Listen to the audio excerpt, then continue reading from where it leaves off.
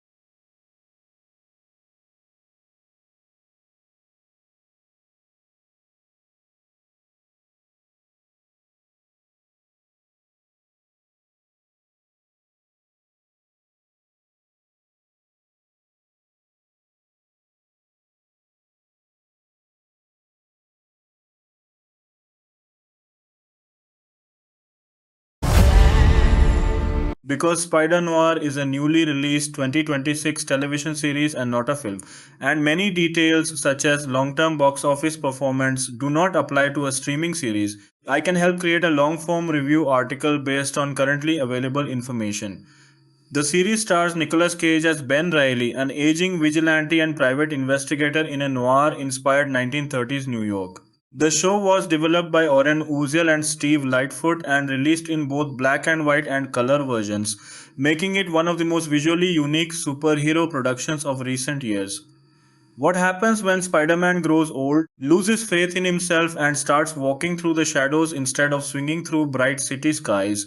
Spider-Noir answers that question in a way that no Spider-Man project has ever attempted before. Dark, emotional, mysterious, and visually stunning, the series transforms one of Marvel's most famous heroes into a tired private investigator haunted by his past.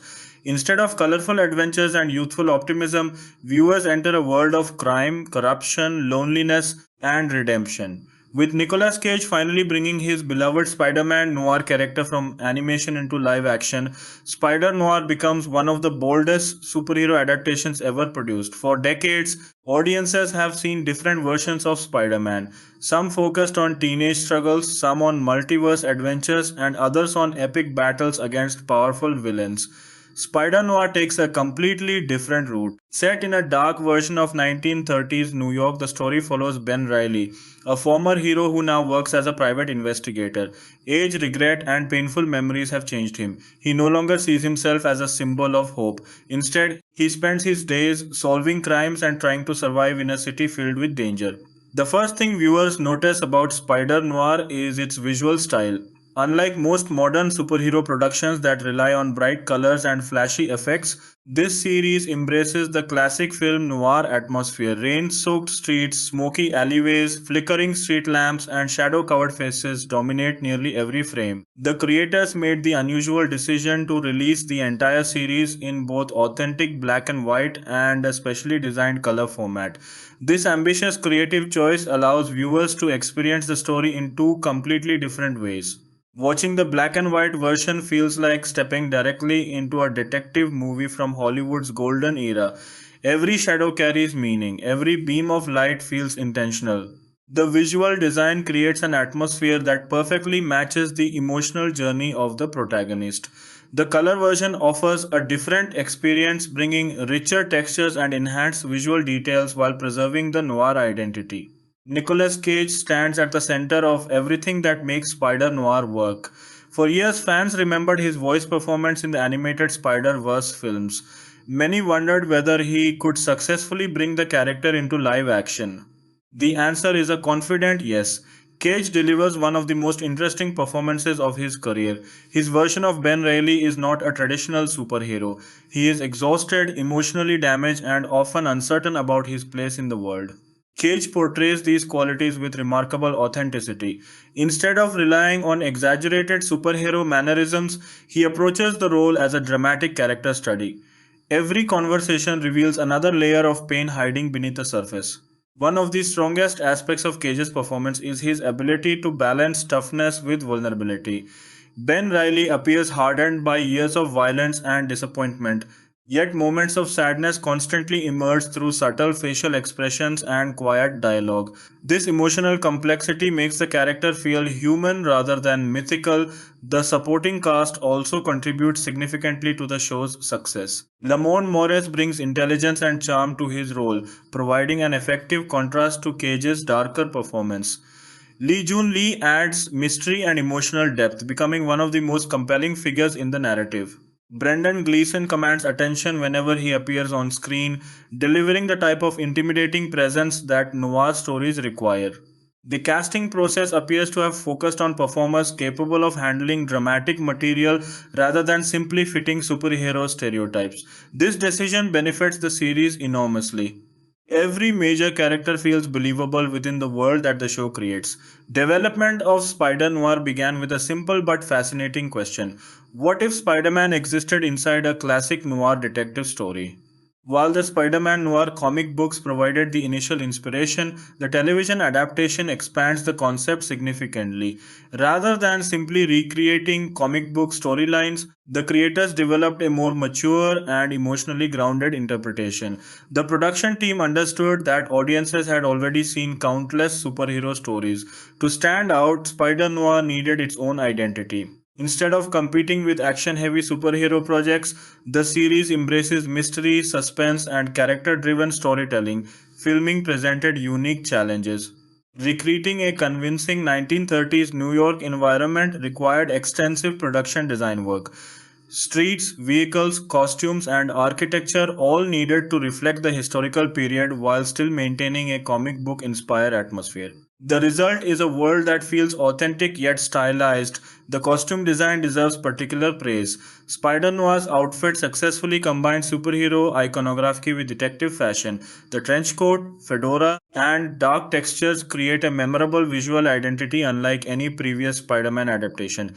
Music plays an equally important role throughout the series. Rather than relying on large scale superhero themes, the score embraces jazz influences, haunting melodies, and emotionally driven compositions. The music frequently feels like another character within the story, enhancing tension and deepening emotional moments. One of the most impressive achievements of Spider Noir is its willingness to move slowly.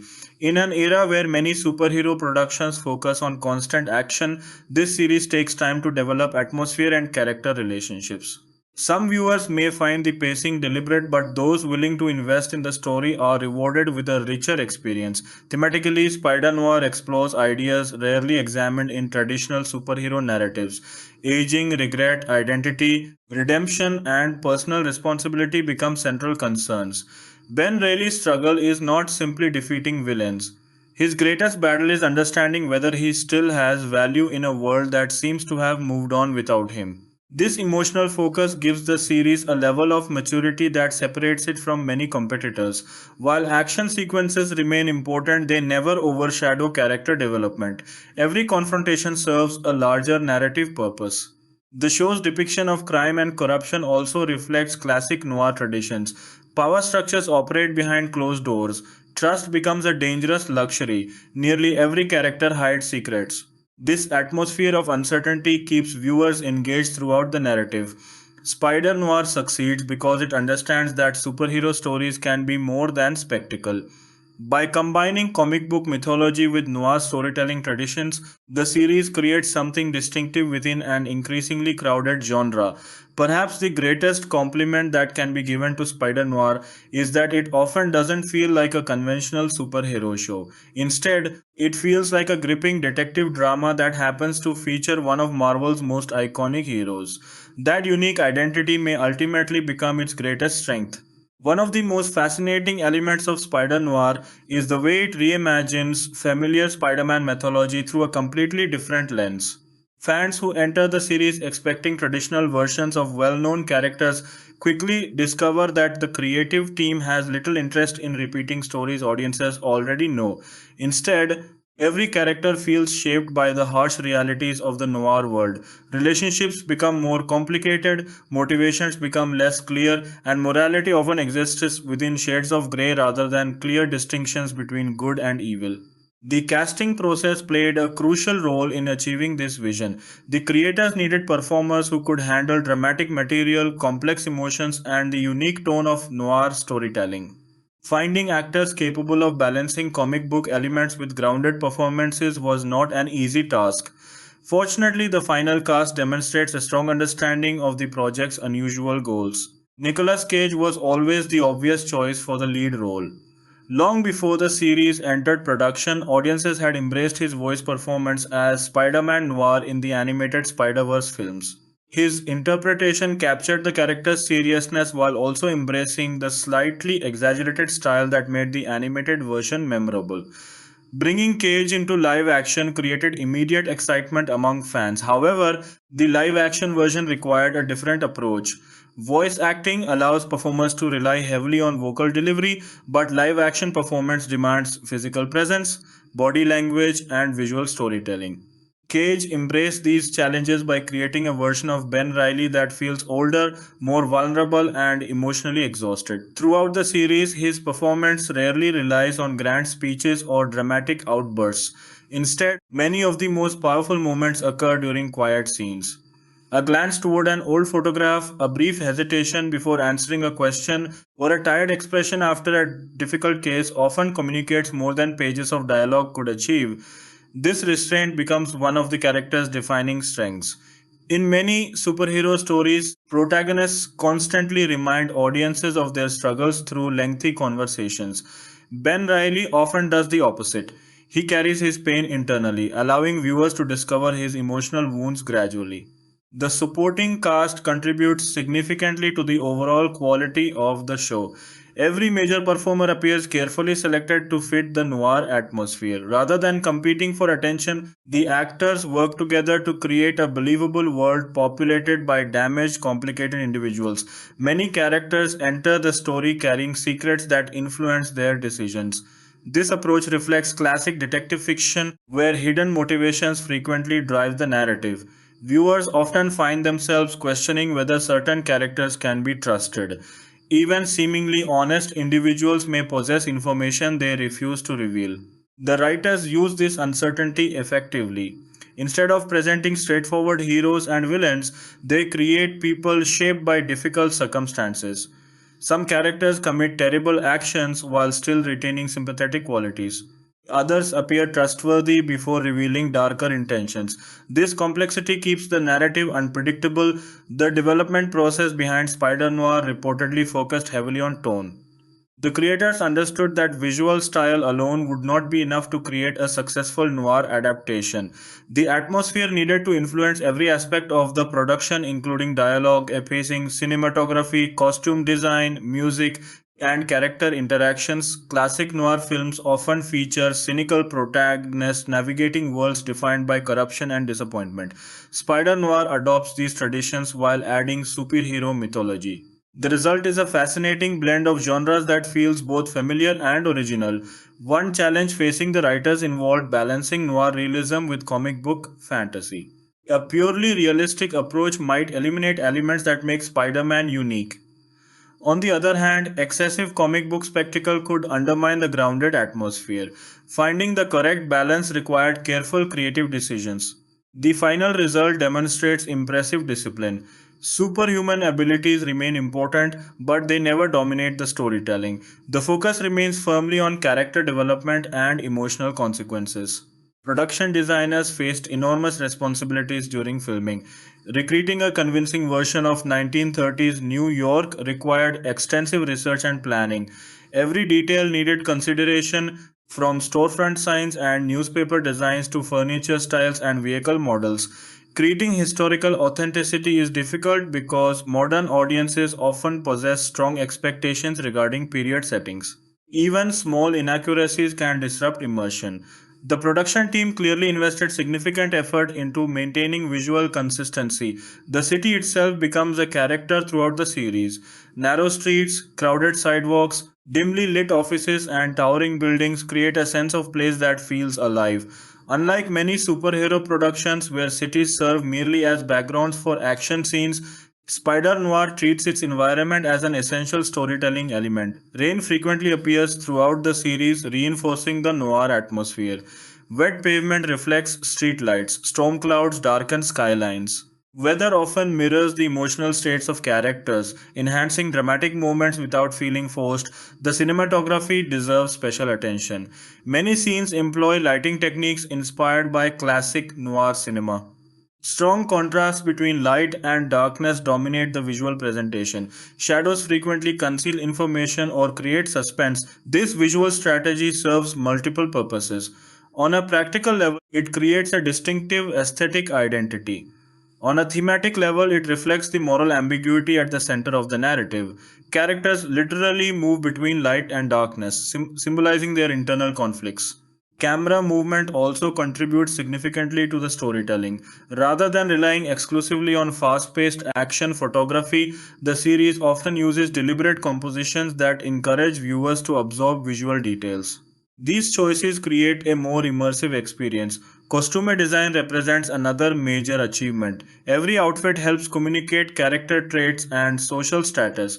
Wealthy individuals dress differently from working class citizens.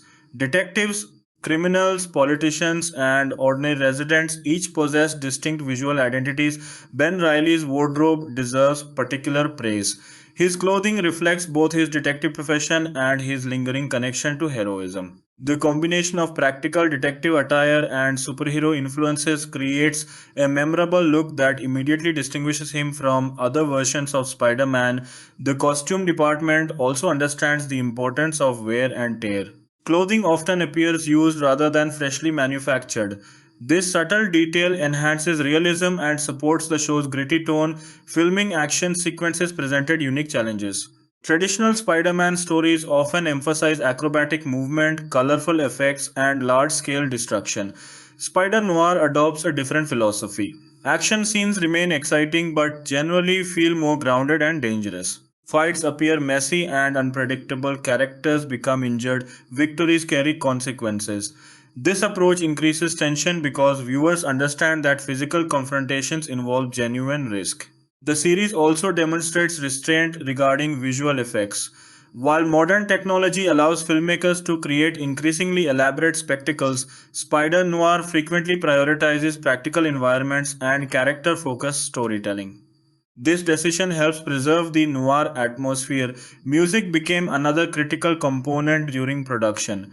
Composers faced the difficult task of creating a soundtrack that respected noir traditions while supporting superhero storytelling. The resulting score successfully combines elements from both genres. Jazz influences appear throughout many compositions. Saxophones, pianos, and atmospheric orchestral arrangements create emotional depth. Rather than overwhelming scenes, the music often operates subtly, enhancing mood without drawing excessive attention. Some of the strongest musical moments occur during quieter scenes. A simple melody playing beneath a conversation can dramatically increase emotional impact. These carefully chosen musical cues help establish the show's distinctive identity. As the series progresses, viewers begin noticing recurring themes involving memory and identity. Ben Reilly constantly confronts questions about who he once was and who he has become. The gap between those two versions of himself forms the emotional foundation of the narrative.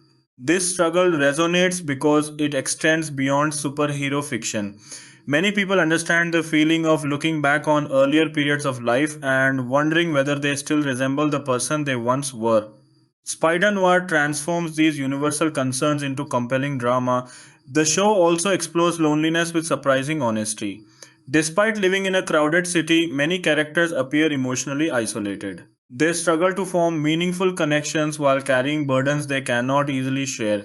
These themes elevate the series beyond standard genre entertainment. While audiences certainly enjoy the mysteries, action sequences, and visual style, the emotional substance provides lasting impact. By the end of its early episodes, Spider Noir established itself as something rare within modern superhero storytelling. It respects the source material while embracing creative risks. It delivers action without sacrificing character development. Most importantly, it trusts audiences to engage with mature themes and complex emotions. The result is a series that feels both ambitious and deeply personal, proving that even after decades of Spider Man adaptations, there are still new stories waiting to be told. As the story moves deeper into its narrative, Spider Noir begins to reveal that its greatest strength is not its action scenes or even its visual style. The true power of the series comes from its atmosphere. Every episode feels like stepping into a city that is constantly hiding something. The streets appear alive with secrets.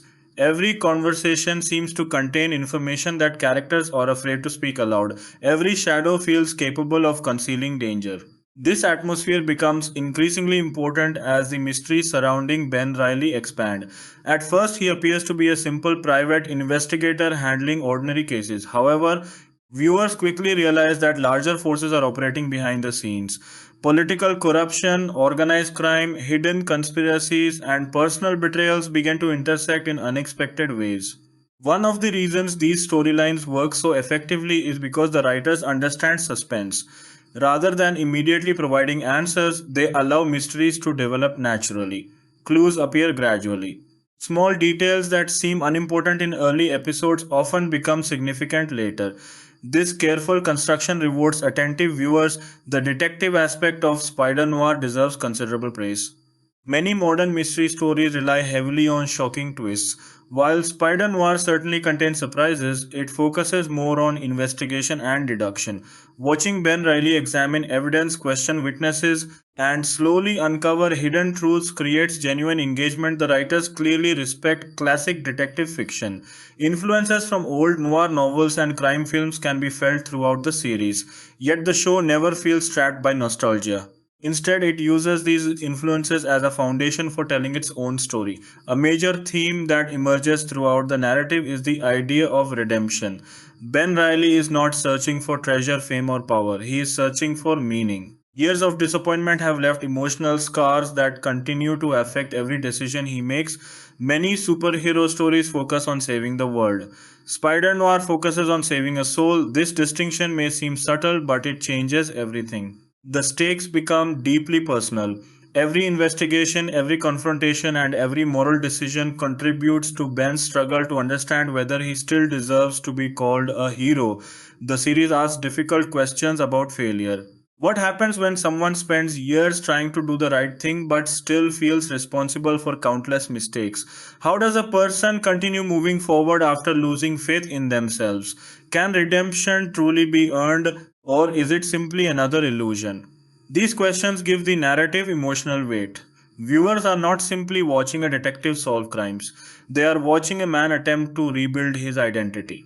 Nicolas Cage excels during these emotionally demanding moments. His performance grows stronger as the series progresses because the character becomes increasingly layered. The audience begins to understand that beneath Ben Reilly's tough exterior exists someone carrying enormous guilt. One particularly effective aspect of Cage's portrayal is his ability to communicate exhaustion. Not physical exhaustion alone, but emotional exhaustion. His character often appears burdened by memories that refuse to disappear. This emotional fatigue influences every aspect of his life. It affects his relationships, it affects his decisions. It even affects the way he views the city around him. New York is not simply a location for Ben Riley. It is a constant reminder of his past. The supporting characters benefit from equally thoughtful writing. Instead of existing solely to support the protagonist, many possess compelling personal journeys of their own. Their motivations feel authentic because they emerge from believable experiences rather than simple plot requirements. Several characters challenge Ben's worldview throughout the story. Some represent hope, others represent cynicism. Their interactions force him to reconsider assumptions he has carried for years. The strongest supporting performances often occur during quiet dialogue scenes. A conversation inside a dimly lit office can feel just as intense as a physical confrontation. This emphasis on character interaction reflects the show's confidence in its storytelling. Spider Noir also demonstrates remarkable patience regarding world building.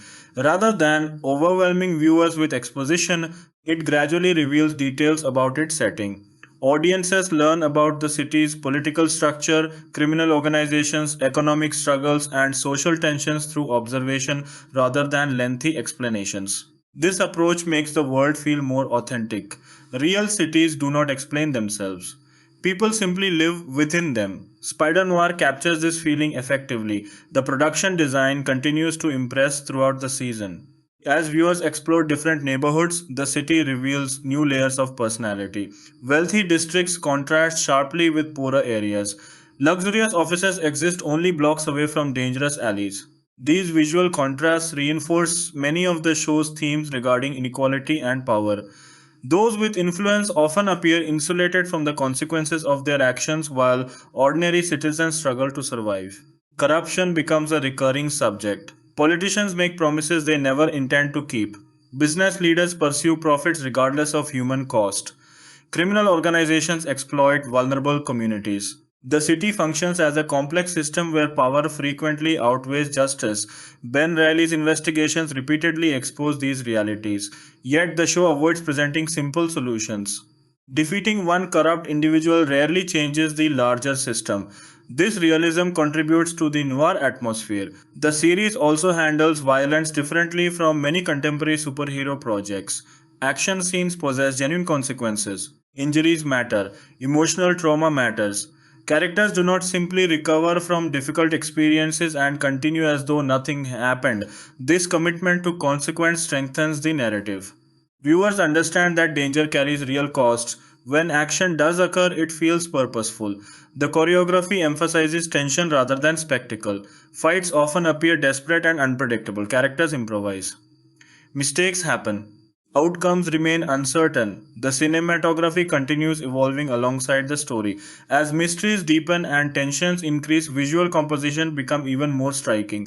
Shadows grow darker, lighting becomes more dramatic. Certain scenes resemble moving paintings. Many episodes contain shots that could easily be framed and displayed as artwork. The creative team clearly understands how visual storytelling can communicate emotion without dialogue.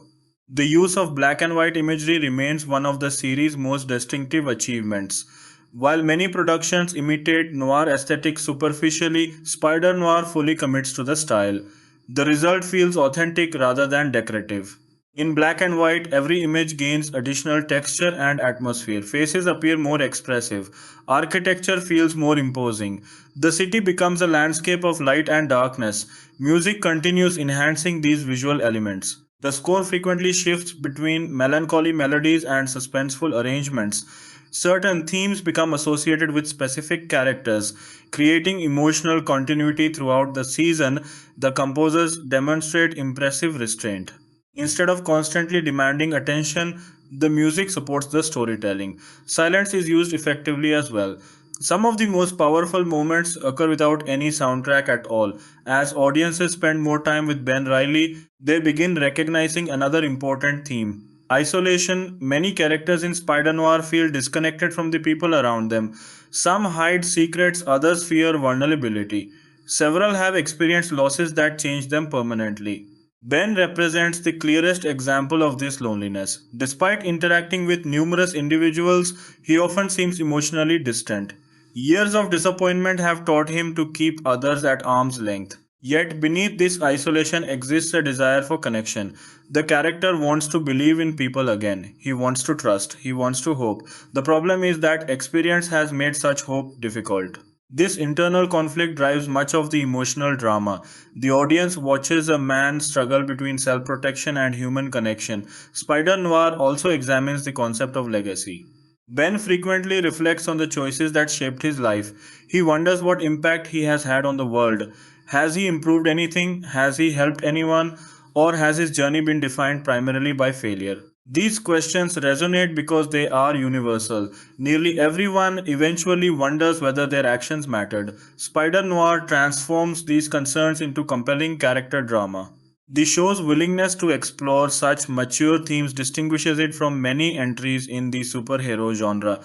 Rather than focusing exclusively on external threats, it invests heavily in internal struggles. As the season approaches its midpoint, the narrative grows increasingly ambitious. Individual mysteries begin connecting to larger conspiracies. Personal conflicts intersect with citywide events. Relationships become more complicated. Yet, despite these expanding storylines, the emotional core remains unchanged. At its heart, Spider Noir is the story of a man trying to rediscover purpose in a world that has given him countless reasons to surrender.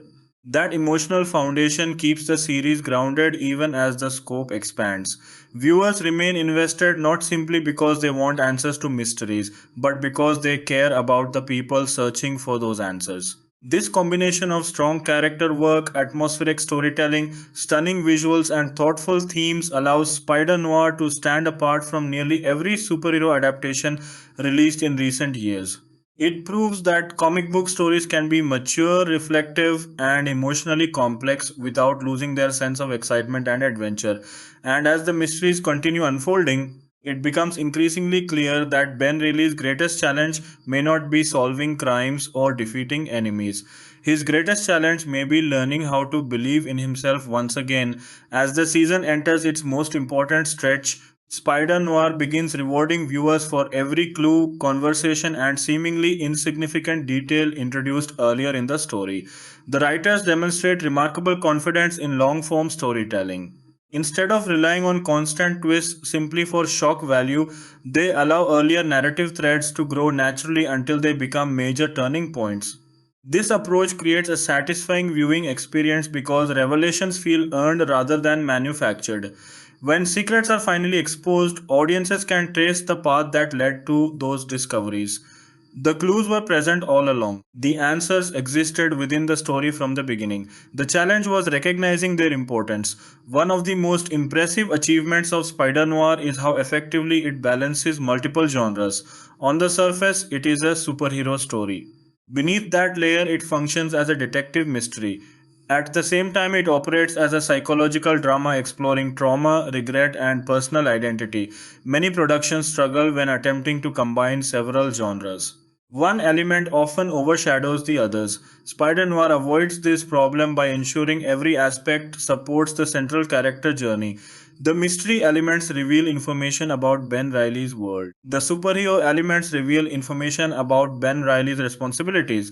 The psychological elements reveal information about Ben Riley himself. Because all three components serve the same purpose, they feel connected rather than competing for attention. As Ben digs deeper into increasingly dangerous investigations, the audience begins seeing how much his past continues to influence his present decisions. Certain cases trigger old memories.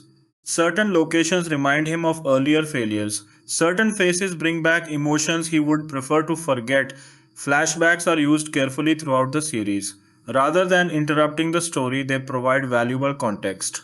Each glimpse into the past helps viewers understand why Ben behaves the way he does.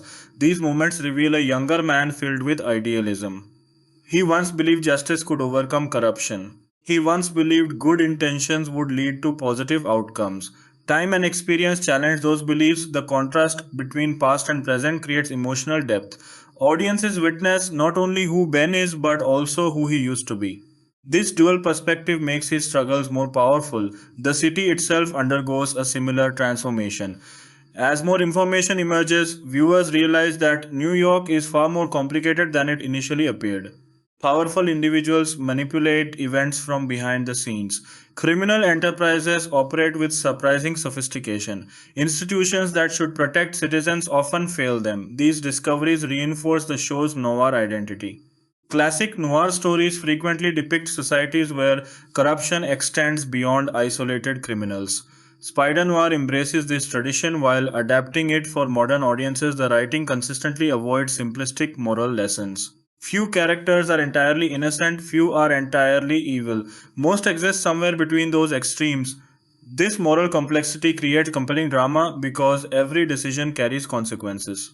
Characters must choose between competing priorities. Sometimes there are no perfect solutions. Ben faces these dilemmas repeatedly. His investigations force him to consider difficult questions. How much compromise is acceptable in pursuit of justice? Can unethical actions ever produce ethical outcomes? What happens when protecting one person requires sacrificing another? The series never provides easy answers. Instead, it trusts viewers to wrestle with these questions alongside the protagonist. This trust represents one of Spider Noir's greatest strengths. The show respects its audience's intelligence. It does not over explain. It does not simplify complex issues unnecessarily. The supporting cast continues evolving as well. Characters who initially seemed secondary gradually reveal surprising depth. Their personal histories become increasingly important to the overall narrative. Several relationships undergo significant changes throughout the season. Alliances form and dissolve. Trust is earned and broken. Emotional connections deepen under difficult circumstances. These developments feel believable because they emerge naturally from character choices rather than plot requirements. The strongest relationships in Spider Noir are often defined by tension. People care about one another while simultaneously disagreeing. They support each other while maintaining different perspectives. This complexity mirrors real human interactions. The production team's attention to detail remains impressive throughout these episodes. Every location feels carefully considered, every costume appears designed with purpose. Every prop contributes to the authenticity of the world. Period details continue enhancing immersion. Vintage automobiles, newspaper stands, architecture, and technology all help transport audiences into the setting. Yet the show never feels trapped by historical recreation. Instead, the 1930s environment becomes a lens through which modern themes can be explored. Issues involving power, inequality, corruption, and responsibility remain relevant regardless of era. The historical setting provides fresh perspective on these timeless concerns. Visually, the series becomes even more ambitious as the story progresses. Some episodes feature extraordinary compositions that demonstrate the filmmaker's understanding of classic cinema. Long shadows stretch across empty streets, light filters through office blinds, rain falls against glowing street lamps. Smoke drifts through dimly lit rooms. These images create a dreamlike quality that perfectly complements the narrative. The cinematography frequently communicates emotional information without requiring dialogue. A character standing alone beneath a streetlight can reveal loneliness. A face partially hidden by shadow can suggest internal conflict. A wide shot of the city skyline can emphasize feelings of insignificance. This visual storytelling elevates the series beyond conventional television production. Action scenes continue serving narrative purposes rather than existing solely for entertainment. When violence occurs, it reflects character motivations and emotional states. A fight is never just a fight, it is an expression of anger, fear, desperation, determination, or grief. This emotional context gives every confrontation greater significance. Ben's fighting style itself becomes a form of characterization. Unlike younger versions of Spider Man often portrayed in other media, this version relies heavily on experience. He is less impulsive, more calculating, more aware of consequences. Ambient has changed him, experience has changed him. The audience can feel those changes in every action sequence. The music also evolves alongside the story. Themes introduced earlier gain new emotional meaning as circumstances change. Familiar melodies return in unexpected contexts, creating powerful connections between different moments. The score frequently alternates between melancholy and suspense. This balance reflects the dual nature of the narrative. It is both a mystery and an emotional journey. Several episodes contain particularly memorable musical sequences where visuals, performance, and soundtrack combine perfectly. These moments linger in the viewer's memory long after the episode ends.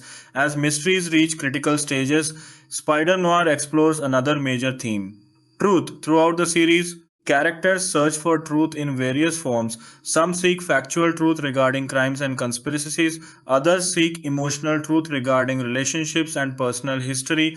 Ben increasingly searches for truth about himself. Who is he without the mask? Who is he beyond his mistakes? What remains after years of disappointment and loss? These questions become central to the narrative. The answers are not simple. In fact, the series suggests that identity itself may be more complicated than people often assume. Individuals are shaped by countless experiences, decisions, failures, and successes. No single event defines a person completely. This idea becomes particularly important for Ben Riley. For much of the story, he judges himself primarily through the lens of past failures. He sees mistakes more clearly than achievements, regrets more clearly than victories. His journey gradually challenges that perspective. Redemption, the series suggests, is not about erasing mistakes, it is about continuing forward despite them. This message resonates because it feels honest. Most people cannot rewrite their pasts. They can only decide what kind of future they want to create. Spider Noir repeatedly returns to this concept. Every major character confronts choices regarding who they wish to become. Some embrace growth, others remain trapped by old habits and destructive patterns. The contrast between these paths creates much of the show's dramatic tension. As the season approaches its final chapters, the stakes increase dramatically. Conspiracies grow larger, threats become more dangerous, emotional conflicts intensify, yet, despite the expanding scope, the story never loses sight of its human foundation. Everything ultimately returns to character, everything returns to relationships. Everything returns to Ben Reilly's search for meaning. This focus allows Spider Noir to achieve something relatively rare within modern franchise storytelling. It feels personal even during its largest moments. The narrative remains grounded in human emotion. Viewers continue watching not because buildings might collapse or villains might succeed, but because they care deeply about the people at the center of the story. That emotional investment becomes the driving force carrying the series toward its climax, where years of regret, hidden secrets, painful truths, and difficult choices finally begin colliding in ways that will permanently change Ben Riley's life. As Spider Noir moves toward its climactic episodes, the series begins operating on multiple emotional levels simultaneously. The mysteries that once seemed disconnected start merging into a single narrative. Characters who appeared unrelated discover unexpected connections. Long buried secrets finally emerge into the light. The city itself feels as though it is holding its breath, waiting for an inevitable confrontation between truths and deception. One of the most satisfying aspects of these later episodes is the way the writers handle payoff. Modern television sometimes introduces mysteries simply to create excitement, only to provide disappointing answers later. Spider-Noir avoids this trap by ensuring that revelations matter emotionally as much as they matter narratively. When hidden information is finally uncovered, the impact extends beyond the plot. The discoveries change relationships. They alter perceptions. They force characters to confront realities they have spent years avoiding. For Ben Riley, these revelations become deeply personal. What begins as an investigation gradually transforms into a journey through his own history. Pieces of his past that once seemed unrelated suddenly form a larger picture. The audience begins understanding that many of Ben's struggles have never been solely about crime or justice, they have always been connected to identity. Throughout the season, Ben has repeatedly questioned his value as a hero. He has doubted his decisions. He has wondered whether his efforts made any meaningful difference. These insecurities reach their peak during the final stretch of the narrative. Every difficult memory returns, every regret resurfaces, every emotional wound is reopened. The character can no longer hide behind work, investigations, or distractions. He must finally face the person staring back at him from the mirror. Nicolas Cage delivers some of his strongest performances during these episodes. His portrayal becomes increasingly vulnerable without losing the toughness that defines the character. The balance is impressive. Ben remains determined. He remains capable, he remains dangerous when necessary. Yet audiences can clearly see the emotional cost of everything he has endured. This vulnerability makes him relatable despite the extraordinary circumstances surrounding his life. Many superhero protagonists are presented as larger than life figures. Spider Noir deliberately moves in the opposite direction. Its hero feels human, he gets tired, he makes mistakes, he experiences doubt, he carries emotional scars. These qualities do not make him weaker, they make him more believable. The supporting cast also receives meaningful opportunities to shine. Characters who have spent the season developing their own arcs finally reach important turning points. Some discover courage they never realized they possessed. Others face consequences for choices made long ago. A few learn painful truths about themselves. These moments contribute to the sense that Spider Noir is not solely Ben Reilly's story. It is also the story of a community struggling to survive within a broken system. The city remains one of the series' most important characters. By this stage, New York feels completely alive. Viewers understand its neighborhoods. They understand its dangers, they understand its contradictions. The city can be beautiful and cruel within the same moment. It can inspire hope while simultaneously creating despair. This duality mirrors many of the themes explored throughout the season. The visual presentation becomes increasingly ambitious as the climax approaches. The filmmakers appear determined to create images that remain memorable long after viewing. Several sequences feel almost dreamlike. Rain covered streets reflect distant lights, dark silhouettes move through thick fog, towering buildings cast enormous shadows over empty roads. Every frame appears carefully constructed. The black and white presentation becomes particularly effective during these moments. Without the distraction of color, viewers focus more intensely on composition, lighting, and performance. The result is a visual experience unlike almost anything else within the superhero genre. Many scenes resemble photographs from another era, others resemble pages from a graphic novel brought to life. This unique identity helps Spider Noir stand apart from countless other comic book adaptations. Action sequences also reach new levels of intensity. What makes these confrontations compelling is not simply choreography or spectacle. It is emotional investment. Every fight matters because audiences understand what is at stake. Characters are not fighting merely to win, they are fighting for beliefs, for relationships, for redemption, for survival. This emotional foundation transforms ordinary action scenes into powerful dramatic moments. One particularly interesting aspect of the final episodes is the way they explore the concept of heroism. Traditional superhero stories often define heroism through physical bravery. Heroes confront danger and defeat villains. Spider Noir presents a more complicated interpretation. The series suggests that heroism can take many forms. Sometimes it means telling the truth despite personal consequences. Sometimes it means accepting responsibility. Sometimes it means forgiving others. And sometimes it means forgiving yourself. This broader understanding of heroism aligns perfectly with Ben Riley's character arc. His greatest challenge is not defeating an enemy, his greatest challenge is learning how to move forward. The show repeatedly emphasizes that redemption is a process rather than a destination. No single action can erase years of mistakes, no dramatic moment can magically heal every wound. Growth occurs gradually, one decision at a time. One step at a time, this realistic perspective gives the narrative emotional credibility. The music plays a particularly important role during the climax. Themes introduced throughout the season return with greater emotional significance. Certain melodies now carry memories.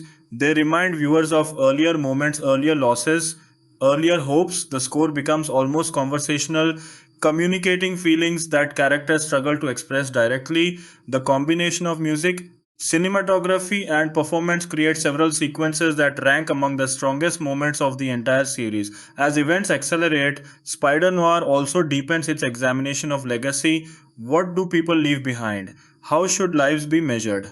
By victories, by failures, by intentions, by consequences? These questions become increasingly important for multiple characters. Ben especially struggles with them. For years, he has focused almost entirely on his shortcomings. He remembers people he could not save, cases he could not solve, mistakes he wishes he could undo. The season gradually challenges this perspective. Others see value in him even when he cannot recognize it himself. Others remember acts of kindness he has forgotten. Others carry hope because of things he accomplished long ago. This realization becomes one of the story's most powerful emotional developments. Many people spend their lives judging themselves more harshly than anyone else ever would. Spider Noir captures this tendency with remarkable honesty. The series understands that self forgiveness can be one of the most difficult challenges a person faces. As the narrative approaches its conclusion, themes that once appeared separate begin connecting beautifully, and it connects with redemption. Redemption connects with responsibility. Responsibility connects with legacy. Legacy connects with hope. The story becomes richer because every theme supports the others. Nothing feels isolated, everything feels interconnected. This narrative cohesion reflects careful planning from the writers and creators. Rather than chasing constant surprises, they focus on emotional consistency. The result is a story that feels complete and purposeful. By the time the final confrontations arrive, viewers are likely to realize that Spider Noir has quietly become something much larger than a simple superhero adaptation. It is a character study, a detective story, a meditation on regret. A reflection on aging, a story about finding purpose after believing it has been lost forever. Most importantly, it is a story about hope surviving in places where hope seems impossible. That message resonates throughout every corner of the series. No matter how dark the streets become, no matter how dangerous the city becomes, no matter how painful the past becomes, the possibility of redemption remains. And for Ben Riley, that possibility may prove more powerful than any superhuman ability he has ever possessed. As the season races toward its final chapter, audience find themselves invested not simply in solving mysteries or defeating villains, but in witnessing whether a man who spent years trapped by his own regrets can finally discover a reason to believe in tomorrow. In the final stretch of Spider Noir, everything the series has carefully built begins to converge. The mysteries, the emotional arcs, the fractured relationships, and the hidden truths all collide in a way that feels both inevitable and overwhelming. Nothing arrives out of nowhere, yet everything feels heightened by the weight of what has come before. The city, which has always felt like a silent observer throughout the story, now feels actively involved. Streets that once seemed merely atmospheric become stages for final confrontations. Familiar locations take on new meaning because of the events tied to them. A dim office, a rain soaked alley, a quiet rooftop, each place now carries emotional history. Ben Riley enters this final phase changed, even if he does not fully realize it yet. The man who began the series as a withdrawn, emotionally exhausted investigator is still present, but something underneath him has shifted. The cracks in his worldview are no longer subtle, they are visible. He has learned too much about the city, about others, and about himself to return to ignorance. Yet, knowledge does not automatically bring peace. If anything, it makes his internal conflict sharper. The final episodes lean heavily into this contradiction. Ben knows the truth now, but knowing the truth does not make it easier to live with. The antagonist forces behind the season's events are finally revealed in full, and their presence reframes earlier moments in the story. Conversations that once seemed ordinary now feel loaded with hidden meaning. Small decisions made earlier carry unexpected consequences. However, Spider Noir is not interested in presenting its conflict as a simple battle between hero and villain. Even at this stage, moral complexity remains central. The antagonistic forces are shaped by their own logic, motivations, and justifications. They are not chaos for the sake of chaos. They represent systems, ideologies, and personal ambitions that developed over time. This makes the final confrontation more psychologically intense than purely physical. Ben is not just fighting enemies. He is confronting ideas, he is confronting choices, he is confronting the consequences of a city that has been slowly unraveling long before he began investigating it. The action sequences in these final episodes feel heavier than earlier ones. Every punch, every fall, every chase sequence carries emotional weight. There is a noticeable shift in tone. Even when the pace increases, the atmosphere remains grounded and somber. There is no sense of invincibility left in the narrative. Every victory feels costly, every moment of progress feels fragile. Nicolas Cage's performance reaches its emotional peak here. His portrayal of Ben becomes almost unbearably human. There is a sense that the character is no longer trying to appear strong. Instead, he is trying to remain honest with himself, even when honesty is painful. The exhaustion in his expression is no longer just physical or emotional, it feels existential. As though he has spent years carrying weight that was never meant for one person alone, yet, even in this state, Ben continues moving forward. Not because he believes he will succeed, but because stopping is no longer an option he can accept. This idea becomes one of the central emotional pillars of the ending. Perseverance not born from confidence but from necessity. The supporting characters also reach their narrative conclusions. Some find resolution in unexpected ways, others are forced to accept outcomes they cannot change. A few are left with ambiguity reflecting the unpredictable nature of real life. Spider Noir does not force every storyline into a perfectly neat ending. Instead, it allows emotional honesty to guide the resolution. That honesty is what makes the conclusion powerful. The city itself seems to shift tone as the story reaches its final moments. The constant darkness that defined earlier episodes begins to feel slightly different, not brighter but less oppressive. As if the world has not changed completely, but something within it has loosened. This subtle shift reflects the emotional transformation at the heart of the story. Nothing is fully repaired, but something has begun to heal.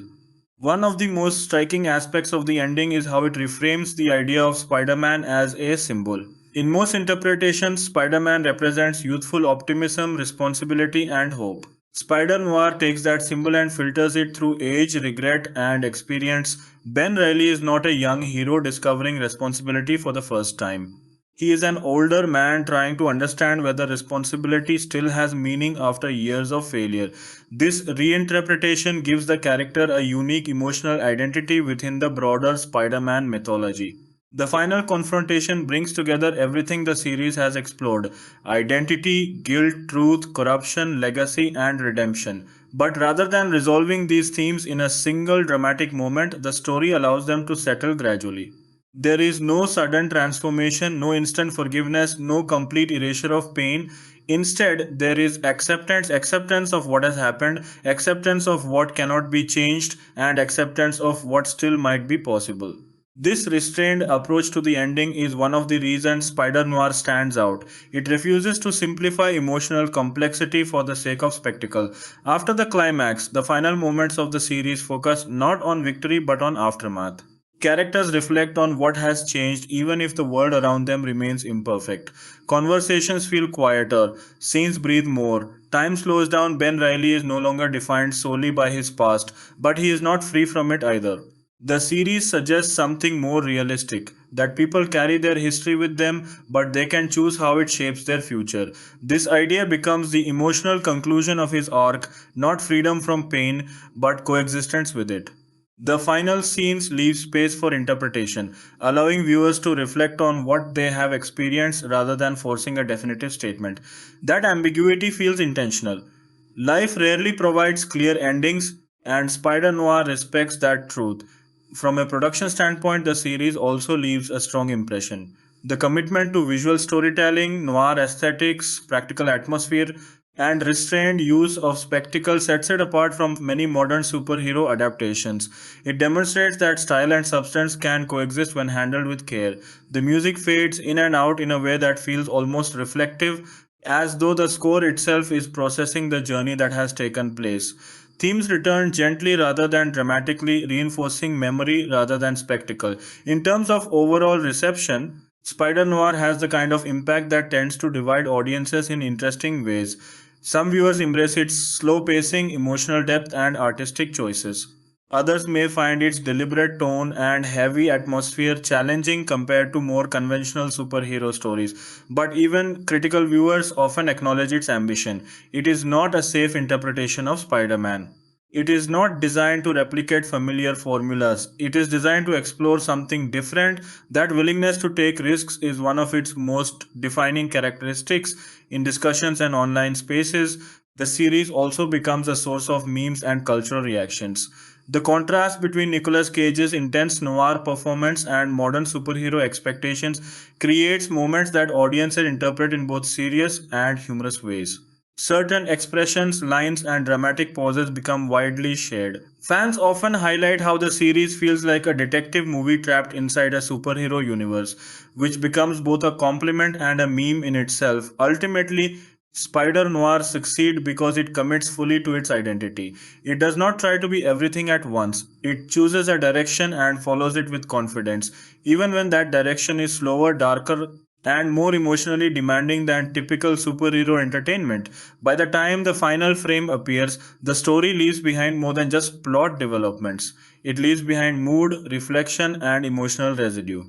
The kind of experience that does not end when the screen goes dark but continues quietly in thought, and at the center of it all remains Ben Reilly. Not as a perfect hero, not as a legend, but as a man who kept walking through darkness long enough to understand that even darkness can change shape over time, and sometimes that is enough to begin again. Spider-Noir is an American superhero noir television series that arrived in the spring of 2026 as one of the most anticipated streaming projects of the year, bringing together a remarkably distinctive creative team, a genuinely unusual visual approach, and a leading performance from Nicolas Cage that critics would almost unanimously identify as one of the finest of his storied and unconventional career.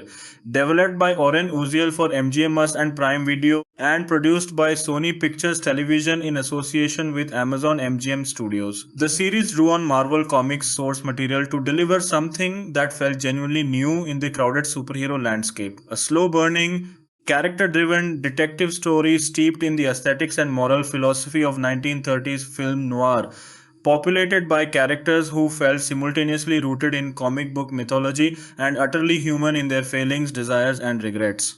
The series consists of 8 episodes, each running between 42 and 49 minutes, and was released in its entirety on MGMS in the United States on May 25, 2026, followed 2 days later by a global release on Prime Video on May 27. By the time it reached audiences, it had already generated considerable excitement, and the critical reception it received upon premiere confirmed what many had hoped.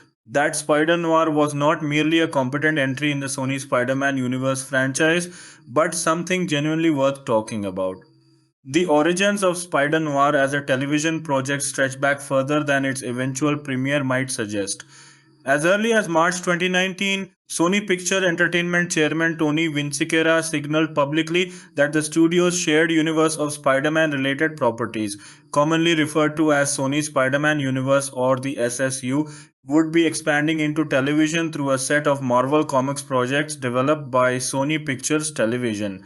The studio was, in Vinciquera's words, essentially internally auditioning characters from the roughly 900 it had access to, trying to determine which would be best suited to which medium. This was a significant statement of ambition from a studio that had already found considerable success with its Spider Man film franchises and was looking to build something more expansive and sustained. The television horizon seemed wide open, and the question was simply which characters and stories would translate most powerfully to the small screen. For the creative partnership that would eventually give birth to Spider-Noir took shape in April 2019 when Phil Lord and Christopher Miller, the filmmaking duo whose work on the animated feature Spider-Man Into the Spider-Verse the previous year had been both a commercial and critical triumph, signed their production company Lord Miller Productions to an overall deal with Sony Pictures Television. The deal, reported to be worth a nine-figure sum, was intended to enable Lord and Miller to develop multiple television series for the studio, including properties drawn from their Marvel-related access. Some of these projects would be produced in conjunction with Amy Pascal, one of Hollywood's most prominent producers and a frequent collaborator on the Spider-Man film properties. The broader intention, as it became understood within the industry, was for Lord and Miller to serve as the creative architects of a Spider Man television universe that could stand alongside the animated films they had already helped shepherd. Their enthusiasm for this project was genuine. Christopher Miller would later describe a live action Spider Man noir series as, in his words, the biggest no brainer of all time. By September 2020, Sony was reported to be in discussions with Prime Video about the latter serving as the primary streaming distributor for its suite of Marvel based television series, a partnership that made commercial and strategic sense for both parties. Amazon's streaming platform was hungry for prestige genre content with built in recognition, and Sony had the intellectual property and the creative relationships to deliver it. The discussions moved forward, and over the following years, several projects in various stages of development came and went through the Sony television pipeline. The animated Spider Man films had introduced global audiences to the concept of a Spider Man operating in a distinctly noir inflected alternate universe, and that character, as voiced by Nicolas Cage in Into the Spider Verse, had made a particularly strong impression. He was gruff, weary, and funny in an unexpectedly poignant way, a hero past his prime who had lost his sense of purpose and found a new one. The character resonated, and it was increasingly clear that he deserved his own story told at greater length. The formal development of the Spider-Noir television series was announced publicly in February 2023 when it was revealed that Sony Pictures Television was developing a live-action project based on the Spider-Man Noir character for MGMS and Prime Video through Amazon MGM Studios. The writer attached to the project was Oren Uziel, a close friend of Lord and Miller's, who brought to the project a deep personal affection for film noir as a genre. Uziel had crafted his own pitch and take on the character that the producers found immediately compelling. Christopher Miller described Uziel's approach as perfect. The series was being developed with Lord, Miller, Pascal, and their respective production companies, Lord Miller Productions and Pascal Pictures, all involved as executive producers from the beginning. One important distinction was established early on. This version of the Spider Man noir character would inhabit a different alternate universe than the one seen in the Spider Verse animated films. While sharing the same broad character template, it would be its own self contained story, set in its own version of 1930s New York City, with its own mythology and supporting cast.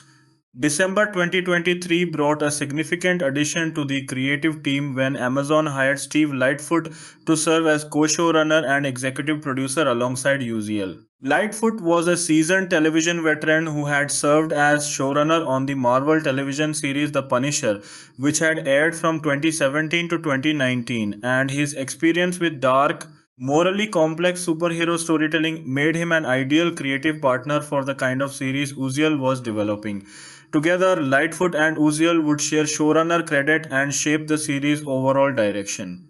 The two are formally credited as the series developers alongside Lord, Miller, and Pascal. With the writers' room finally established and operational, work on the scripts began to take shape, though this process had already been interrupted by the 2023 Writers Guild of America strike, which began in May of that year and which Christopher Miller acknowledged had put development and writers' room work on hold. The strike concluded in late September 2023, allowing the creative team to resume their work. The series received its formal series order in May 2024 when Amazon announced at its upfronts presentation that the project had been greenlit under the title Noir. At the same event, it was confirmed that Harry Bradbeer would join as an executive producer and would direct the first two episodes of the series. Brad Beer was a highly regarded television director whose credits included critically acclaimed work in prestige drama, and his involvement signaled the level of ambition and craft the production was aiming for. That same month, the confirmation that many had been hoping for was finally made official. Nicolas Cage would star in the series as the main character, marking his first lead role in a television series. Cage had, of course, previously voiced a version of Spider-Man Noir in Into the Spider-Verse, and his return to the character in live-action form was a development that felt natural and genuinely exciting. In July 2024, the series was retitled Spider-Noir, a change made deliberately to better highlight the property's connections to the broader Spider-Man universe and to signal more clearly to audiences what kind of story they were being invited into. The series was also revealed at that point to consist of 8 episodes, each running approximately 45 minutes. The central creative decision that distinguishes Spider Noir from virtually any other superhero property produced in the modern era is the choice to ground the series not in the familiar world of contemporary action cinema, but instead in the aesthetic, vocabulary, and moral universe of classic American film noir.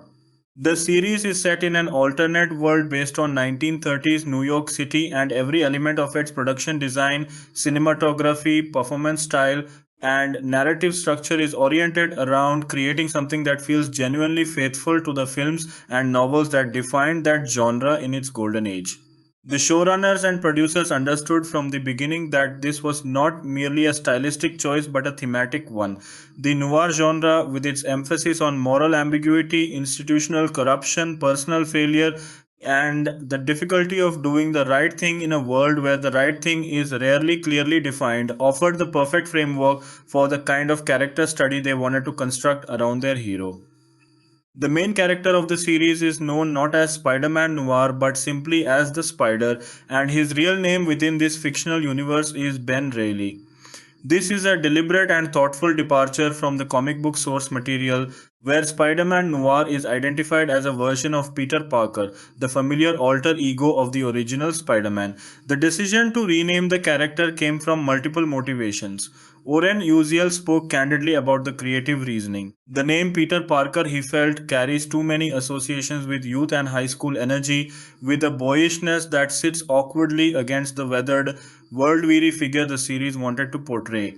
Ben Reilly, by contrast, is a name drawn from another corner of Spider Man mythology, specifically from the character who serves as a clone of Peter Parker and takes on the identity of the Scarlet Spider, but here it functions as an alias adopted by the protagonist after the war, allowing him to leave behind a past that had become too painful to carry under his original name. Lord and Miller also suggested there were additional narrative reasons for this renaming that the series itself would address, adding a layer of mystery and significance to the choice. Paul Ben Reilly, as played by Nicolas Cage, is a figure defined by accumulation of years of failures, of lost causes, of memories he cannot escape, and regrets he cannot quite bring himself to fully confront. He is aging and down on his luck, working as a private investigator in a Depression era New York that is as morally compromised and economically desperate as any city could be. He was years earlier the only superhero operating in this version of New York City. He had acquired his spider based superpowers not through the familiar narrative of a radioactive or genetically altered spider biting a teenager in a laboratory, but during his service in World War I when he was a sergeant liberating soldiers from a German experimentation prisoner of war camp. It was there that he was bitten by a man spider, a grotesque and dangerous creature produced by German military science, and the bite transformed him, granting him the abilities that would eventually make him the spider. After the war ended, he adopted the Ben Reilly alias and began his career as a vigilante and superhero, operating for years before a personal catastrophe caused him to step away from the role entirely. For that catastrophe was the murder of his fiancée Ruby J. Williams, played in flashback by Amanda Shull. Ruby's death was not a random act of violence but a direct consequence of Ben's life as a costumed vigilante. She was killed by a criminal that Ben himself had caught, making her death feel to him like a punishment for the choices he had made, a bill come due for the arrogance of thinking he could be both a superhero and a private person with people he loved. The guilt and grief from this loss drove him to retire the Spider identity entirely 5 years before the events of the series begin. When the series opens, Ben is operating as a private investigator alongside his secretary and fellow investigator Janet Ruiz, played by Karen Rodriguez, and is trying to maintain a life that functions, however imperfectly, without the weight of the mask. He is, in the language of the producers, already past his Chinatown disillusionment moment, already a cynic who has seen through the comfortable illusions that sustain most people. Executive producers Phil Lord and Christopher Miller offered a vivid description of their protagonist when discussing the series with journalists. Ben is older and jaded, not afraid to punch a guy in the face drunkenly, someone who has already lived through the kind of defining defeat that the noir protagonist typically experiences over the course of the story. Oren Uziel added that despite Ben's genuine desire to move beyond his past, that past keeps returning to haunt him. This is, of course, the central mechanism of the noir genre. The protagonist who believes they have escaped or renounced their own history only to discover that history is not done with them. The exceptional case that arrives at Ben's door at the start of the series forces him to once again become the Spider, to put on the mask and operate in a world he had convinced himself he was done with, and the question the series asks across its 8 episodes is whether doing so will redeem him or simply confirm what he already suspects about himself. The series draws on a rich ensemble of supporting characters and antagonists, each of whom contributes to the thematic and narrative texture of the story in meaningful ways. Lamont Morris plays Joe Robbie Robertson, known to Ben as Robbie, a freelance journalist and Ben's closest friend who pursues increasingly risky investigative stories in the hope of advancing his career and gaining the recognition he deserves. Uziel described Robbie as an optimist, someone who believes things will work out and approaches his dangerous investigations with a confidence and good cheer that contrasts directly with Ben's corrosive cynicism. The relationship between the two men provides much of the series' warmth and provides Ben with a tether to something resembling ordinary human connection. Paul Lee Jun Lee plays Kat Hardy, a femme fatale nightclub singer who functions as both a love interest and a genuine mystery, someone whose beauty and charm are equally instruments of survival and weapons of a longer running campaign. Kat is also romantically connected to Flint Marco, played by Jack Huston, and harbors a secret agenda that drives a significant portion of the series' plot. She is plotting to kill the Irish mob boss Silvermane for reasons that the series reveals gradually and which are rooted in her own painful history. The character of Kat Hardy drew inspiration from an impressively eclectic range of actresses, including Anna Mae Wong, Rita Hayworth, Lauren Bacall, and Kim Basinger, each of whom contributed something to the character's particular combination of elegance, danger, and vulnerability. Flint Marco himself, also known as Sandman, is Cat's bodyguard and lover, a man whose sand-based superpowers are literally killing him, slowly breaking down his body even as he continues to use them in the service of violent ends. The tragic dimension of Flint's situation, the man whose greatest capability is also his death sentence, gives the character an unexpected pathos. Poor Abraham Popula plays Lonnie Lincoln, known as Tombstone, another of the series' superpowered characters and a henchman of Silvermane whose durability-based powers are, like Flint, slowly killing him. The parallel between these two characters, both men who gained extraordinary physical abilities only to find those abilities turning against them, speaks to one of the series' broader themes. That power in this universe comes with costs that are not always immediately visible, that the gifts that make people extraordinary are inseparable from what makes them vulnerable.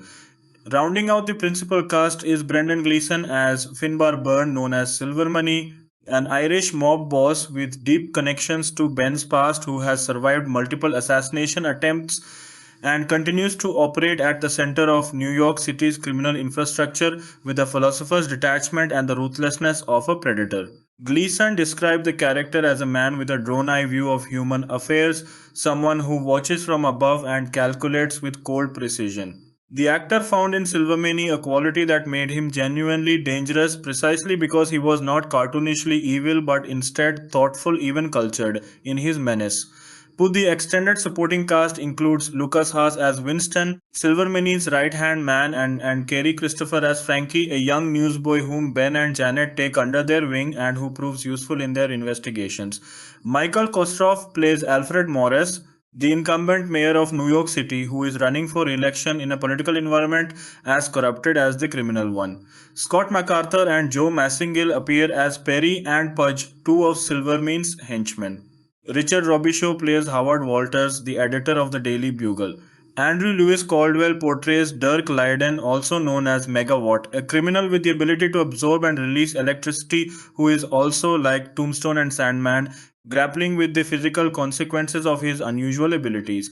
Amy Aquino plays Dr. Alethea Faber, a physician who is searching for a cure for the metahuman condition that afflicts several of the series' characters. Andrew Robinson plays Ogden Faber, revealed to be Dr. Faber's son, someone who aged rapidly as a result of the same experiments that created the other superpowered individuals in the story. Cameron Britton plays Patrick Donegal, a private investigator who briefly crosses paths with Ben. Whitney Rice plays Vera Addison, the widow of a criminal who used his money to maintain a lavish lifestyle. The episode structure of the series unfolds across 8 installments that together tell a continuous and carefully constructed story. The first episode, Step Into My Office, directed by Harry Bradbeer from a script by Oren Uziel, establishes the world of the series and Ben's position within it, using flashbacks to the 1920s to reveal the backstory of Ben's career as the vigilante known as the Spider and the personal tragedy that eventually caused him to abandon that identity. By the end of the episode, a new case has arrived, brought to Ben by the enigmatic Cat Hardy, drawing him back into the kind of danger he had tried to leave behind.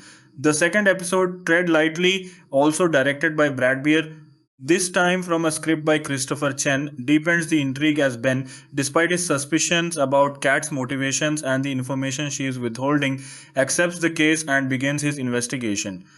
Per the third episode, Double Cross, directed by Nzinga Stewart from a script by Megan Liao and Steve Lightfoot, introduces additional layers of complication as Ben finds himself hired by Silvermane himself to investigate who leaked information about a liquor transfer, placing our protagonist in the uncomfortable position of working for the very criminal power structure he has spent his career opposing.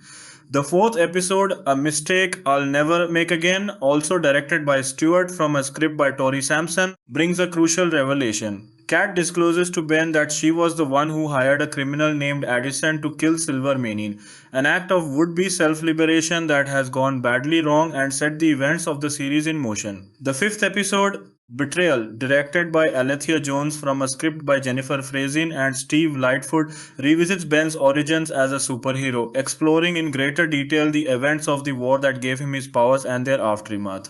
Per the sixth episode, Nightmare on a Gurney, again directed by Jones, this time from a script by Jack Henderson, contains one of the series' most significant revelations when Ogden appears at Ben's apartment and discloses a shared history from the war, connecting the mysteries of the series present to a past that runs deeper than anyone had realized. The seventh episode, Nobody's Hero, directed by Greg Yaitans from a script by Bruce Marshall Romans, escalates the conflict dramatically as Silverman deploys Lydon and Marco to attack the mayoral campaign office of Alfred Morris and steal his money, a move that reveals Silvermane's political ambitions and the reach of his criminal network. The eighth and final episode, The Man in the Mask, directed by Yaitans from Oren Uziel's script, brings the threads of the season together as Kat reveals to Janet the existence of an antidote that could cure Marco and Layden of the condition slowly killing them, and Ben must step forward once more, fully and without reservation as the Spider. One of the most discussed and distinctive aspects of Spider-Noir's production is the decision to release the series in two distinct visual versions, an authentic black and white version and a true hue full color version. This was not a decision made in post-production but one that was built into the DNA of the production from the earliest stages. The production used black and white cameras and filters during filming specifically to capture the authentic look and atmosphere of 1930s noir cinema, with its emphasis on deep shadows, dramatic contrasts, and the visual language of moral uncertainty. The black and white version was released on MGM Mus in the United States, while Prime Video offered both versions globally, giving audiences the unusual opportunity to choose how they wanted to experience the story. The technology developed to create the color version involved a process the production team coined the term true hue to describe. a method by which the digitally captured on-set footage was split and processed separately to create a Technicolor-like color version that Nicolas Cage described as supersaturated, as if a black and white film had been colorized but with an aesthetic intentionality that made it feel like a distinct artistic choice rather than a technical restoration. Cage himself compared the visual style of the color version to Edward Hopper's famous 1942 painting Nighthawks, with its saturated, almost dreamlike rendering of urban loneliness and artificial light. Oren Uziel noted that the color version created a different tonal register for the series, while Anthony Breznican, writing for Esquire, perhaps captured the distinction most memorably, observing that the color version evoked the light-hearted, comic strip crime capers of Dick Tracy, while the black and white version conjured something closer to the sinister moral atmosphere of Raymond Chandler's novels. Both assessments speak to the ambition and success of a production that genuinely tried to give audiences two legitimately different ways of experiencing the same story. The cinematography of the series was handled by Darren Tiernan, whose work on creating the visual world of 1930s New York in the context of a 21st century streaming production required both technical sophistication and a deep engagement with the historical visual record of the period. Long shadows, which are a signature element of classic noir cinematography, feature prominently in the series' visual language. The production was filmed in Los Angeles, which served as a flexible stand in for Depression era Manhattan, and the use of both location shooting and studio construction allowed the production design team, led by Warren Allen Young, who had previously worked on the Marvel television series Runaways, to create a world that felt both authentically period and stylistically heightened. Trace Field served as the costume designer, bringing to the project experience that included designing the Prowler supersuit worn by Donald Glover in the animated film Spider-Man. Across the Spider-Verse in 2023.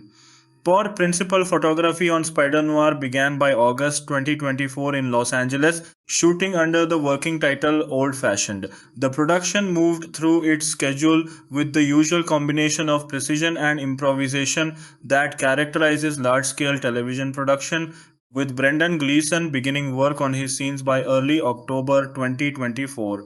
The schedule, which had initially been planned to conclude by February 2025, was interrupted by the January 2025 Southern California wildfires, a devastating natural disaster that forced the production, along with numerous other film and television productions in the region, to temporarily suspend shooting. Once conditions permitted a return to work, the production resumed and ultimately concluded by mid-March 2025, wrapping up several weeks later than originally planned but with all necessary footage secured. Nicolas Cage's approach to the performance of Ben Reilly is one of the most discussed aspects of the series, and it is worth considering in some detail. Cage described his performance as 70% Humphrey Bogart and 30% Bugs Bunny, an improbable combination that somehow perfectly captures the tonal complexity of the character, grizzled and weary on the one hand, with occasional flashes of anarchic energy and dark humor on the other. Cage also drew on James Cagney and Edward G. Robinson as reference points for the performance, actors whose work in classic Hollywood crime films defined a particular mode of masculine screen presence that is simultaneously tough and emotionally accessible.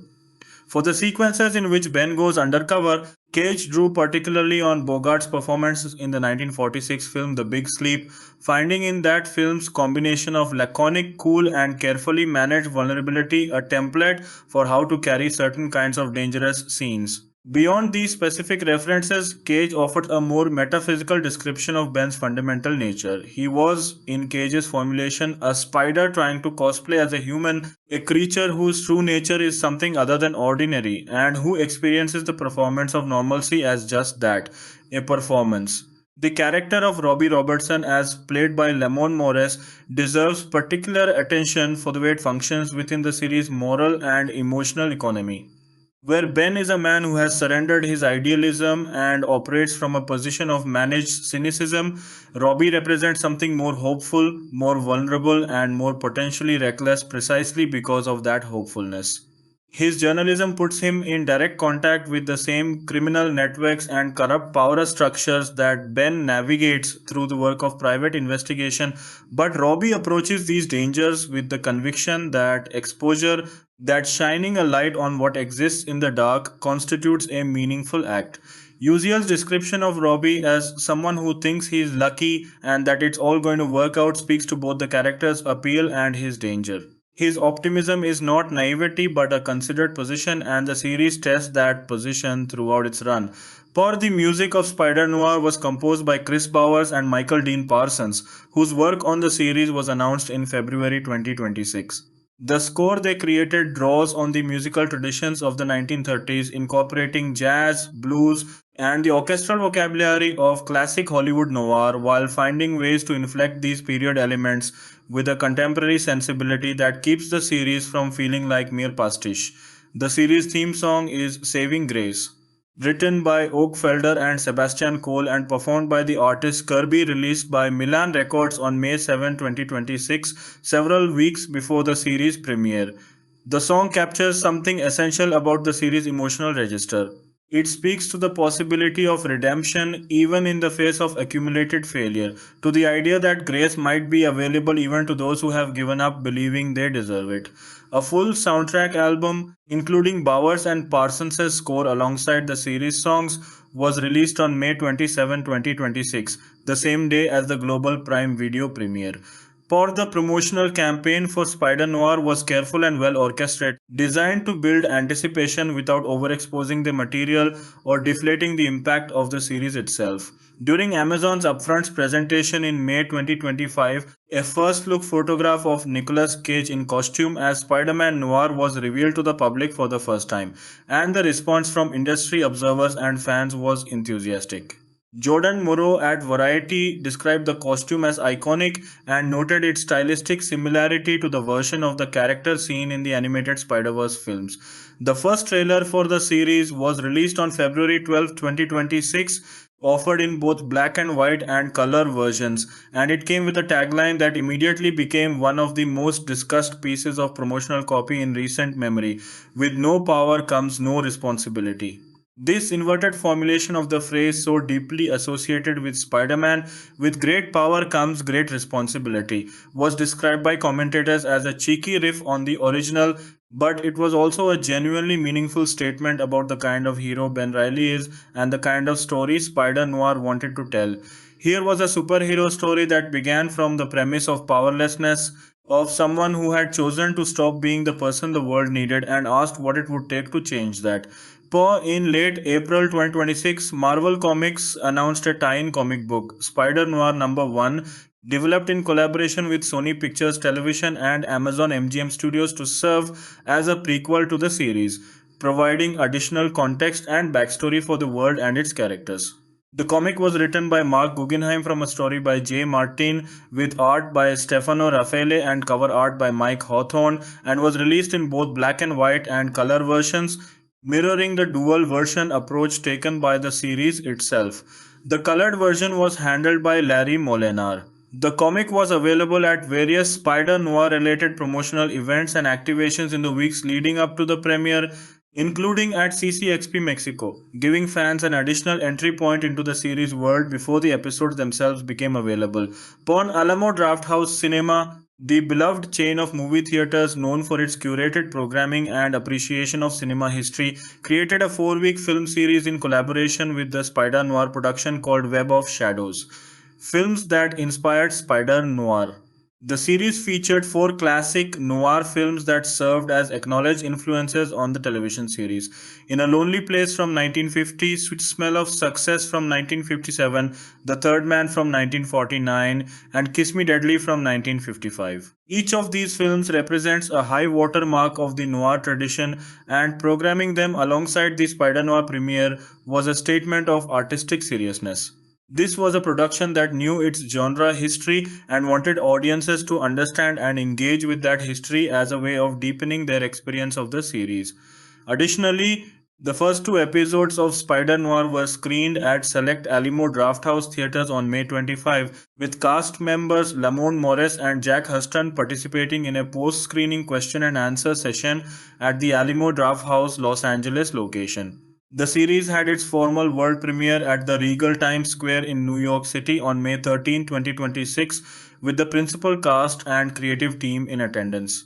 The release strategy for Spider Noir was distinctive in a way that reflected both the unusual nature of the project and the distribution arrangement between MGMS and Prime Video. The entire series was released as a complete binge on MGMS on May 25, 2026, in the color version available to the channel subscribers in the United States 2 days ahead of the global release. On May 27, 2026, the series became available globally on Prime Video, where it was offered in both the black and white and color versions, giving subscribers the choice that Nicolas Cage and the production team had hoped would encourage reflection on the aesthetics of early noir cinema. Cage articulated a particular aspiration for the dual release strategy. He hoped it would inspire audiences to seek out genuine 1930s black and white noir films, to develop an appreciation for them as an art form rather than simply as historical curiosities. There is something touching about this ambition. The idea that a superhero streaming series might function as a gateway to the work of Howard Hawks and John Huston and Billy Wilder. For the critical reception to Spider Noir when it arrived with the full series in late May 2026 was substantially positive and in many respects enthusiastic in a way that suggested the series had exceeded expectations. On Rotten Tomatoes, the review aggregator website, 92% of 88 critics' reviews were positive, with an average rating of 7.5 out of 10. The website's critical consensus was vivid in its praise, noting that Nicolas Cage delivers a gloriously pulpy performance that makes every quip and thwip crackle in Spider Noir, calling the series a dazzling, stylish blend of hard-boiled storytelling and pure comic book verve. Metacritic, which uses a weighted average of critical scores, assigned the series a score of 72 out of 100 based on 26 critics, a number that falls within the range described as generally favorable. The critical consensus was perhaps most remarkable for the consistency with which reviewers identified Cage's performance as the defining achievement of the series, a performance so precisely calibrated and yet so distinctly personal that it felt like the culmination of a career spent in eclectic, sometimes misunderstood artistic experimentation. Among the specific aspects of the series that critics praised was the authenticity and commitment of its visual approach, the genuinely impressive work of creating a 1930s New York City on a contemporary budget and in a Los Angeles shooting environment, and the intelligence of the writing, which found ways to engage with the moral complexities of the superhero genre without either endorsing or dismissing the premise that individual heroism can matter. The dual version release generated its own critical conversation, with reviewers offering genuinely split opinions on which version they preferred and why, with some finding the black and white version closer in spirit to the series' thematic ambitions, and others arguing that the color version's heightened, almost hallucinatory quality gave the series a visual texture that suited its comic book origins. This polarization, far from being a criticism of the series, was widely read as evidence of genuine artistic richness. A work that could sustain two distinct aesthetic experiences and generate meaningful disagreement about their relative merits is a work of genuine complexity. The broader context in which Spider Noir arrived was one of considerable uncertainty about the future of Sony's Spider Man universe as a franchise. By late 2024, reports were circulating that Sony was stepping back from its aggressive development of further SSU films and was instead focusing its energy on other projects, with Spider Noir identified as one of the central ones. The difficult negotiations over the series budget, which had reportedly caused friction between Lord and Miller and Sony, to the point where the studio was not expected to renew their overall deal, added a layer of behind the scenes drama to what was already a high profile project. The deal that Lord and Miller had signed in April 2019, which had been intended to deliver a substantial slate of Spider Man related television content, had produced far less than originally envisioned. A previous attempt to develop a series called Silk, Spider Society from Angela Kang of The Walking Dead, had been scrapped after 2 years of development. Spider-Noir represented in some ways the flagship output of an ambitious deal that had otherwise struggled to materialize. Against this complicated industrial backdrop, the success of Spider-Noir, both critically and in terms of generating the kind of audience enthusiasm and word of mouth that streaming platforms depend on for prestige content, takes on additional significance. The series demonstrated that the Sony Amazon partnership could produce something genuinely excellent, that the intellectual property available through the SSU was capable of supporting the kind of distinctive, auteur flavored television that contemporary audiences respond to. Whether the series will lead to a second season is a question that the creative team has begun to answer in public, at least aspirationally. Showrunner Oren Uziel expressed in April 2026, even before the series had premiered, his excitement about the possibility of exploring World War II as a setting for a potential second season, noting that the series' private detective framework, centered on Ben Riley's office and the cases that arrive at his door, offers tremendous flexibility. A knock on the office door and a new client walks in, Uziel observed, is all it takes to generate a new story, whether the setting remains 1930s New York or moves to some different time and place. But the character of Ben Riley, as developed across the series' 8 episodes, accumulates a complexity that rewards sustained attention. He is a man who entered the war as one thing and emerged as something fundamentally different, not just because of the spider bite that gave him his powers, but because of everything the war revealed about humanity and about himself. He took the name Ben Reilly as an act of reinvention, an attempt to be someone other than whoever he had been before. But the series suggests that reinvention of this kind is always incomplete, that the past adheres to us regardless of what name we use. His fiancee's murder deepened this sense of inescapable consequence. He had tried to protect the city and had failed to protect the person closest to him. The 5 years of retirement from the spider identity that precede the series events represent not recovery but suspension, a life held in abeyance while Ben waits, without quite knowing it, for the thing that will force him back into himself. The show's treatment of its superpowered characters is notably thoughtful in its refusal to treat extraordinary abilities as uncomplicated goods. The spider's powers are genuine assets, allowing him to operate in ways that ordinary private investigators cannot, but they also mark him as something other, as a creature whose relationship to ordinary human life is permanently complicated by what he is capable of. The cases of Flint Marko and Lonnie Lincoln make this theme explicit. Here are men whose powers are killing them, whose greatest physical attributes are their most dangerous vulnerabilities. The figure of Dr. Faber, working to find a cure for the metahuman condition, raises the question of whether these powers are gifts to be celebrated or afflictions to be treated, and the series is careful not to provide a simple answer. Superhuman ability in this universe is not a blessing but a condition, one that comes with costs that are not always visible and consequences that are not always intended. The relationship between Spider Noir and the broader history of the noir genre is worth examining at some length because the series is not merely borrowing the visual style of noir but engaging with its moral and philosophical substance. The noir tradition, rooted in the hard boiled fiction of writers like Dashiell Hammett, Raymond Chandler, and James M. Cain, and given definitive cinematic form in films like The Maltese Falcon, Double Indemnity, and Chinatown, is fundamentally concerned with the corruption of institutions and the impossibility of clean solutions.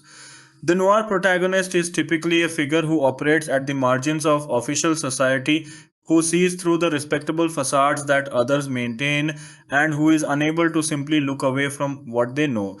This protagonist is rarely heroic in the conventional sense. They are compromised, personally flawed, sometimes complicit in the very systems they oppose, and they achieve whatever limited victories they manage through a combination of skill, luck, and the kind of stubborn refusal to quit that is more exhaustion than courage. Ben Riley fits this template with remarkable precision while also complicating it in ways specific to his superhero context. He has the cynicism and the personal damage of the classic noir protagonist, but he also has, beneath all of that, fundamental decency that has not been entirely extinguished by his experiences. His decision to return to the spider identity is not really a decision made from heroic impulse, at least not initially, but from something more prosaic and more honest. The sense that some things are simply his responsibility because he can do them and others cannot. The show's tagline, with no power comes no responsibility, functions as an ironic inversion that the series ultimately undoes. Ben's powers are precisely what make him responsible, what make it impossible for him to sustain the fiction of being ordinary and uninvolved. The noir framework allows the series to explore this tension without resolving it too neatly, to sit with the ambiguity of a man who does the right things for the wrong reasons or the wrong things for the right ones. For the world premiere at Regal Times Square in New York City on May 13, 2026 was a genuinely significant moment, bringing the series back to the city it depicts and celebrating a project that had been years in the making. The premiere attracted attention from both the entertainment press and the wider cultural conversation about superhero media, which had been in the years preceding Spider-Noir's arrival, frequently dominated by discussions of franchise fatigue and the challenge of sustaining audience interest in an increasingly saturated market. Spider-Noir offered what some critics described as a meaningful response to this fatigue. Not by abandoning the superhero premise, but by approaching it from an angle sufficiently oblique and sufficiently invested in character and atmosphere that it felt like something other than a product assembled from familiar parts. Nicolas Cage's presence at the premiere and the enthusiasm with which he spoke about the project in interviews contributed to the sense that this was a project in which the creative participants had genuine personal investment rather than mere professional obligation. The series' position within Sony's Spider-Man universe is worth considering in terms of what it suggests about the future of that franchise. Spider-Noir operates in an alternate universe within the SSU, distinct from both the main universe of the SSU films and the universe depicted in the Spider-Verse animated films, which means it is not constrained by the continuity of those other properties and can develop its own mythology at its own pace. Sony Pictures Television president Catherine Pope described the series at the time of its announcement as a reimagining of the Spider-Man noir character in the SSU, a framing that acknowledges both the connection to the broader franchise and the creative independence the series enjoys.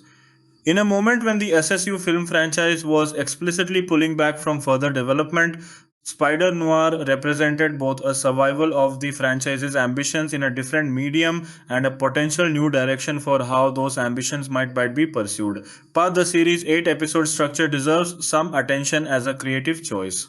8 episodes of 45 minutes or so is a format that has become increasingly common in prestige television.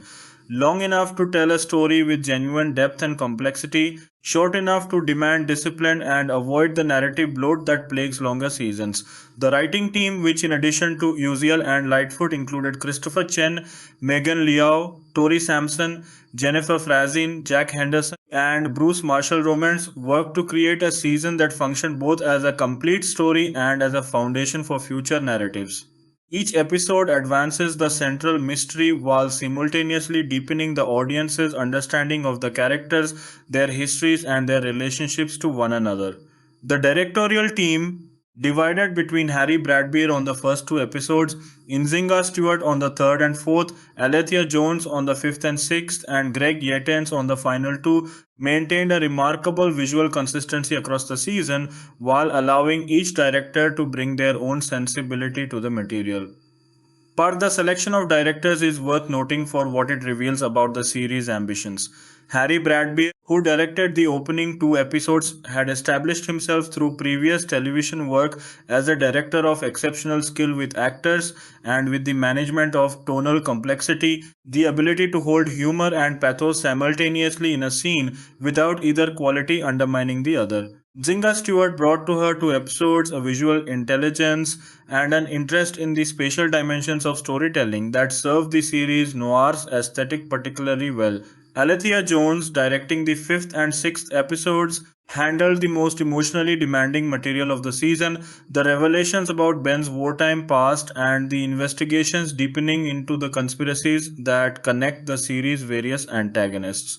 Greg Yetans brought the season home with the 7th and 8th episodes escalating the action and violence while keeping the character work at the center of the frame.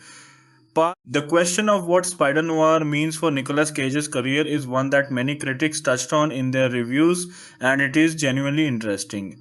Cage has had one of the most unusual careers in Hollywood history, oscillating between large scale commercial productions, small independent films, genre exercises of varying quality, and occasional unmistakable masterclasses in committed, deeply personal performance.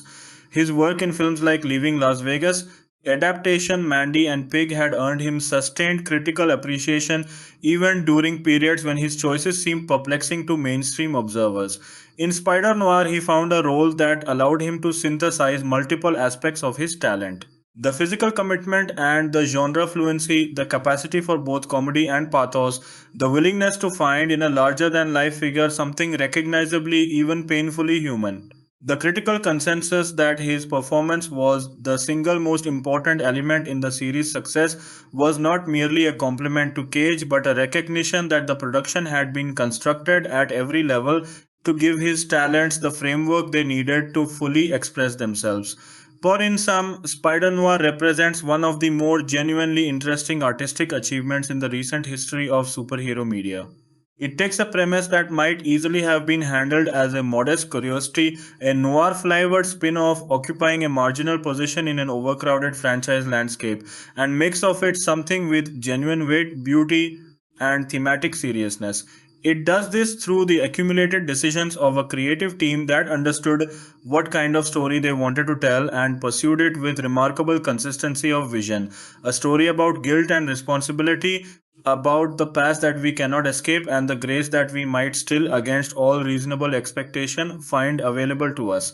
The 1930s New York it conjures is as much a moral landscape as a historical one, a world of shadow and artificial light in which the distinction between criminal and hero is never as clear as the presence of a mask might suggest, and in which the only reliable guide to right action is the stubborn, weary, occasionally drunk conviction of a man who has tried too many times and failed too often to still believe in easy answers, but who cannot quite bring himself to stop trying.